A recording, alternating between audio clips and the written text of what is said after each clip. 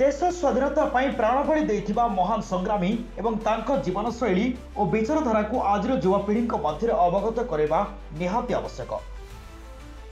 स्वाधीनता सेनानी प्रेरणा और देश विकास अवदान रखी जाइथिबा महापुरुष और राष्ट्रनायक प्रेरणा को मन पकेबा लक्ष्य यशस्वी प्रधानमंत्री श्री नरेंद्र मोदी आह्वान में त्रिरंगा यात्रा अनुष्ठित होइछि। एही परिप्रेक्षी आज केसिंगा ब्लॉक कांडेल सरकारी हाईस्कूल पक्षर आयोजन कर त्रिरंगा शोभायात्रा। कांडेल हाईस्कूल परिसर यह शोभायात्रा बाहरी ग्राम परिक्रमा करी पुणी हाईस्कूल निकटे पहुंचीला।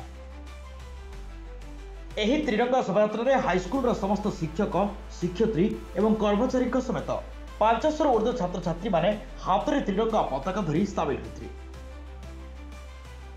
देशात्मक बोधक संगीत सह जय हिंद और भारत माता की जय ध्वनि समस्त अंचल प्रकंपित होता।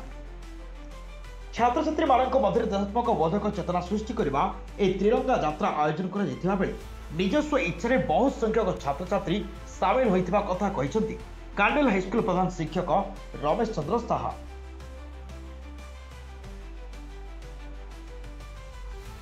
देश स्वाधीनता प्राणबली देथिबा महान संग्रामी एवं तांको जीवनशैली और विचारधारा को आज युवापीढ़ी मध्य अवगत करवा निहाती आवश्यक। स्वाधीनता सेनानी प्रेरणा और देश विकास अवदान रखी जाइथिबा महापुरुष और राष्ट्रनायक प्रेरणा को मन पकेबा लक्ष्य यशस्वी प्रधानमंत्री श्री नरेंद्र मोदी आह्वान में त्रिरंगा यात्रा अनुष्ठित होइछि।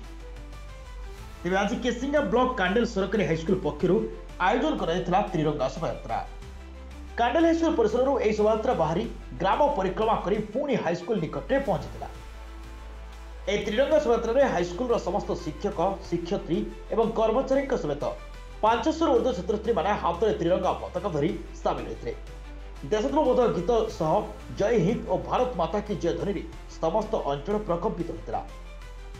छात्र छात्री मध्य देशात्मक बोधक चेतना सृष्टि करने एक त्रिरंगा शोभायात्रा आयोजन कर निजस्व इच्छा बहुत संख्यक छात्र छात्री सामिल होता कथा कहते कांडेल हाईस्कूल प्रधान शिक्षक Ramesh Chandra Saha. Bureau report Dabanshu TV.